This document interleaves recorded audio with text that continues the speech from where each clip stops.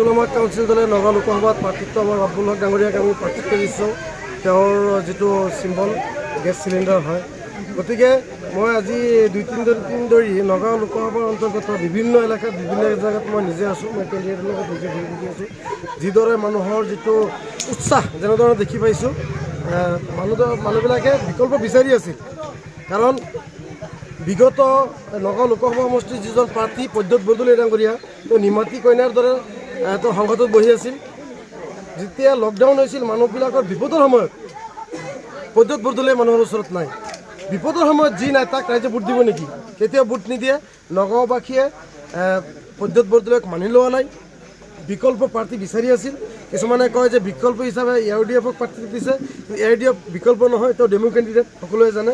কাৰণ যিজন বদৰুদ্দিন আজমল, UDF প্ৰধান বদৰুদ্দিন আজমল ডাঙৰীয়াই যিটো মিডিয়াত যিটো প্ৰচাৰ হৈ আছে, মই কালি ছ'চিয়েল মিডিয়াৰ জৰিয়তে মই গম পাওঁ যে তেওঁ কৈছে বদৰুদ্দিন আজমল ডাঙৰীয়াৰ পিঅ'চো দেখিলে বোলে মুছলিম ছোৱালীবিলাকে বোলে কি কৰে চিট মাৰি থাকে, কিবা এটা কৈছে মুঠতে।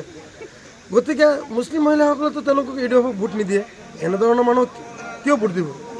কাৰণ UDFটো সাম্প্ৰদায়িক দল হয়। তেওঁ কৈছে যে আমি মিয়া MP বনাম। মানে কি?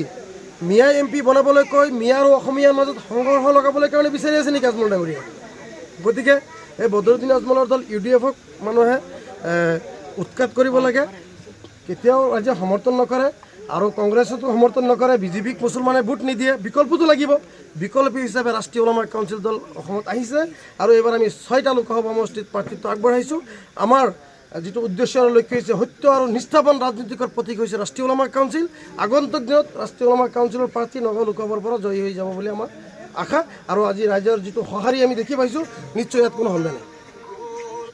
দেখিবলৈ পোৱা গৈছে যে বদৰুদ্দিন আজমলে হেলিকপ্টাৰ লৈ আপোনাৰ নিৰ্বাচনী প্ৰচাৰ চলাইছে আমিনুল ইছলামৰ ওপৰত। কি ক'ব? চাওক, বদৰুদ্দিন আজমল ডাঙৰীয়া হেলিকপ্টাৰ চাবহে মানুহ যায়, ভোট দিবলৈ যায় নেকি?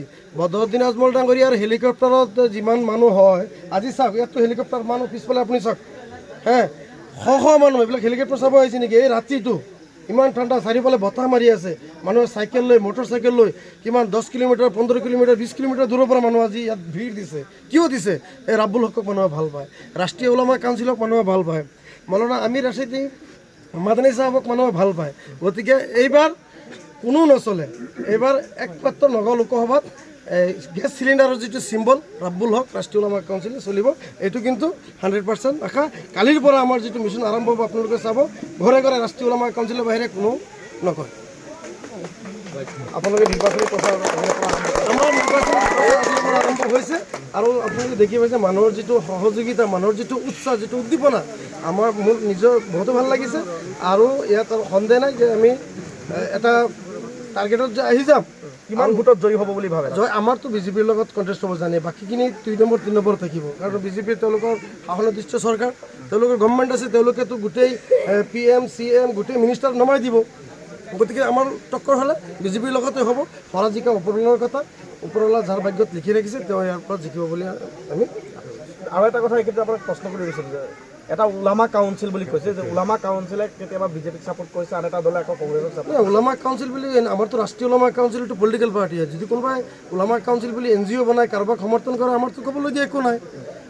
NGOটো আপুনি বনাব পাৰে, কোনোবাই বনাব পাৰে। গতিকে ওলামা কাউন্সিলৰ লগত আমাৰ কোনো সম্পৰ্ক নাই। এইটো ৰাষ্ট্ৰীয় ওলামা কাউন্সিল এটা পলিটিকেল পাৰ্টি। আমাৰ পলিটিকেল পাৰ্টি হিচাপে আমি প্ৰাৰ্থিত্ব আগবঢ়াইছোঁ আৰু আমাৰ প্ৰাৰ্থী জিকিব। আমি গোটেই ভাৰতবৰ্ষৰ 14খন ৰাজ্যত আমি কাম কৰি আছোঁ। আমাৰ প্ৰাৰ্থী খালি অসমত নহয়, আমাৰ উত্তৰ প্ৰদেশত আছে, আমাৰ মহাৰাষ্ট্ৰত আছে, অন্যান্য ৰাজ্যতো বহুত ৰাজ্যত আমাৰ প্ৰাৰ্থী আছে। গতিকে আমাৰ বিশ্বাস আছে আমাৰ প্ৰাৰ্থীসকল জয়ী হৈ যাব। আৰু ৰাষ্ট্ৰীয় ওলামা কাউন্সিলৰ উত্থান দেখি বাকী দলবোৰে মানে তেওঁলোকে কম্পমান হৈ আছে। এতিয়া তেওঁলোকে ভয় কৰি আছে যে ওলামা কাউন্সিলতো আউল লগাই দিব।